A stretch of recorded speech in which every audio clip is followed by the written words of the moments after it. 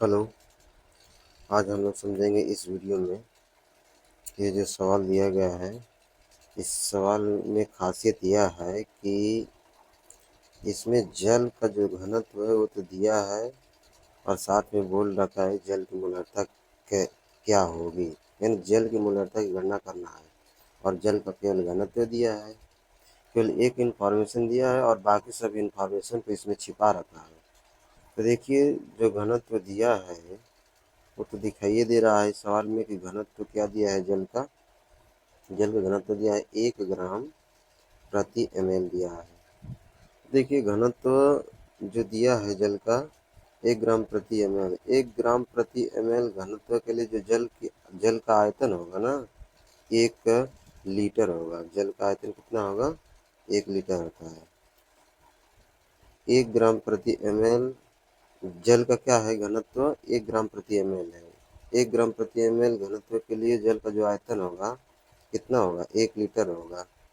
क्या होगा? 1 लीटर होगा। यानी कि 1 लीटर का और हम क्या लिख सकते थे? 1000 ml लिख सकते हैं। यानी कि 1000 ml भी तो बोल सकते हैं इसको। बस हमें मालूम हो गया कि जल का घनत्व मालूम हो गया और जल का क्या मालूम हो गया? आयतन हो गया। तो हम जल के आयतन को यहाँ पर पता कर लिए और जल के घनत्व पता कर लिए। अब इनके इन्फॉर्मेशन से अब हम लोग जल का मोलरता ज्ञात कर लेंगे। तो जल की मोलरता का फार्मूला का सूत्र क्या होता है? जल की मोलरता के फार्मूला का सूत्र क्या होता है? तो मोलरता का फार्मूला का सूत्र यही होता है ना, किसी के लिए भी अगर मोलरता निकालना हो तो मोलरता बराबर क्या होता है, ये आप लोग ध्यान रखें। मोलरता बराबर क्या होता है कि मोलरता बराबर ये होता है कि मोलों की संख्या, मोलरता, मो क्या लिख लो, मोलरता बराबर क्या होता है? मोलरता बराबर मोलरता, मोलरता बराबर क्या है? होता है मोलों की संख्या, मोलों की संख्या, मोलों की संख्या बटा आयतन। क्या होता है? आयतन। किसमें? लीटर में लेते हैं या ml भी। वैसे मोलरता में तो लीटर में ही लिया जाता है। तो मोलरता का फार्मूला होता है क्या? मोलरता बराबर मोलों की संख्या बटा आयतन। यदि हम विलयन के लिए जिस पदार्थ के लिए निकालेंगे उसका सभी हो जाएगा। जैसे कि हम जल के लिए मोलरता निकाल रहे हैं तो लिखेंगे जल की मोलरता बराबर जल के मोलों की संख्या बटे में जल का आयतन हो जाएगा। तो यहाँ पर मोलरता हम लोगों को ज्ञात करना है तो करेंगे क्या कि मोलों की संख्या पहले पता कर लेंगे। मोलों की संख्या क्या होती है? तो जल के मोलों की संख्या निकाल लेंगे यहाँ से। जल के मोलों की संख्या, जल के मोलों की संख्या निकालेंगे तो कैसे निकालेंगे? जल का भार होना चाहिए। तो जल का भार कैसे ज्ञात किया जाएगा? जल का भार कैसे हम लोग ज्ञात करेंगे? तो अभी इससे पहले हम लोगों को मालूम था क्या? ध्यान रखिए, घनत्व तो मालूम था और जल का आयतन मालूम था। यहाँ से हम जल का भार निकाल सकते हैं इसके माध्यम से, क्योंकि एक फार्मूला होता है। एक फार्मूला क्या होता है कि घनत्व बराबर द्रव्यमान बटा के आयतन, द्रव्यमान बटा के आयतन होता है। तो घनत्व दिया था 1 ग्राम प्रति क्या दिया था? ml दिया था। द्रव्यमान ही पता करना है हमें। और आयतन दिया था कितना? दिया था 1000 ml। 1000 ml पता था हम लोगों को, 1000 ml पता था। अब क्या कर लेंगे? द्रव्यमान ज्ञात करना है। द्रव्यमान ज्ञात करना है तो इसका क्या कर देंगे? 1000 ml का 1 से गुणा कर देंगे। तो करने के बाद क्या आ जाएगा?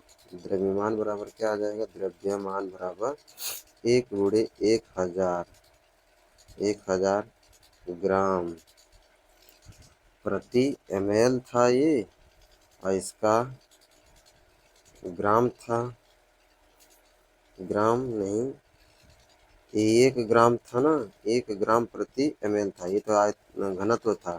ये कितना था, 1000 ml था। ये कितना था, 1000 ml था। यानी घनत्व क्या था, 1 ग्राम प्रति ml था।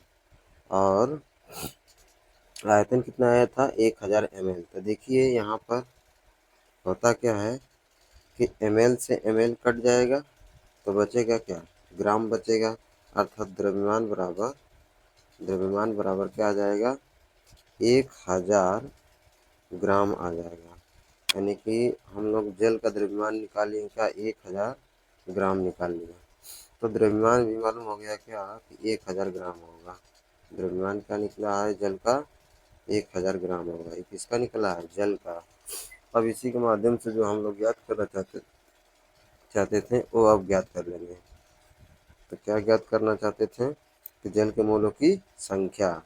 तो जल के मोलों की संख्या किसके बराबर होती है, जल का भार हो जाएगा बटा जल का अणु भार। अभी जल का भार निकाले हैं क्या, 1000 ग्राम निकाले हैं। इसका अणु भार क्या होता है, 18 होता है। ठीक है। अब हमें मोलों की संख्या मालूम हो गया 1000 बटा के 18। तो अब फार्मूला क्या हम अभी लिखे हुए थे, मोलों की संख्या, यानी कि मोलों की संख्या बटा में आयतन उसी पदार्थ का जिसका निकाले हैं मोलों की संख्या, यानी जल का आयतन हो जाएगा। तो अभी हम जल का आयतन लाए थे क्या, 1 लीटर या 1000 ml। तो हमें ध्यान रहे कि मोलरता में हम लोग आयतन को लीटर में ही लेते हैं। किस में लेते हैं, लीटर में। तो मोलों की संख्या अभी पता चला है 1000 बटा के 18। आयतन कितना निकल जाएगा, 1 लीटर। एक का डिवाइड करेंगे इन दोनों में तो कोई फर्क नहीं पड़ेगा, वही नंबर आ जाएंगे जो पहले वाले थे। तो अब मोलरता निकलेगा, मोलरता बराबर क्या हो जाएगा, मोलरता बराबर 1000 बटा के क्या हो जाएगा, 18। अब डिवाइड करेंगे तो आ जाएगा आंसर हम लोगों का फाइनल 55.56 मोल प्रति लीटर आ जाएगा। यही जल की क्या निकल गई है, मोलरता निकल गई। जल की मोलरता, जल की क्या निकली है, मोलरता निकली। यही हम लोगों का फाइनल आंसर होगा। अर्थात जल की मोलरता आ गई। जल की मोलरता कितनी आई है, 55.56 मोल प्रति लीटर होगा। यही हमारा आंसर है। क्या है, आंसर है। तो बस इस वीडियो में इतना ही है।